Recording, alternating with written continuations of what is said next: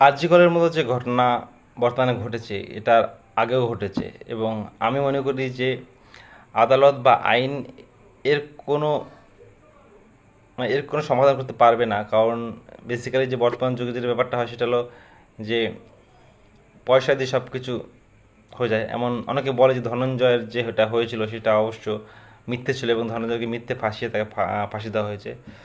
তো আমি মনে করি যে প্রথমে গভর্নমেন্টের উপর চাপ দেওয়া উচিত, এবং এবং কারা কারা দোষী তাদের বের করা উচিত, এবং তারপরে পাবলিকের উচিত যে তাদের শাস্তি দেওয়া।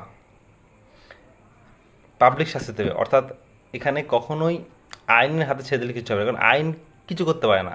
এরা জেলে যায়, আবার প্যারোলে বাইরে বেরোয়, আবার ঘুরে ফিরে আবার জেলে যায়।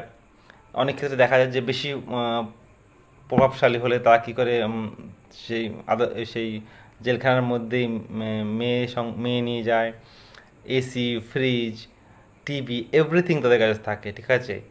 তো কোনো লাভ নেই আসলে। এরা এরা আবার বাইরে এসে এরা আন্দোলন করে, ঝগড়া করে, ঝামেলা করে, ভোটের সময় আবার জেলে ঢুকে যায়।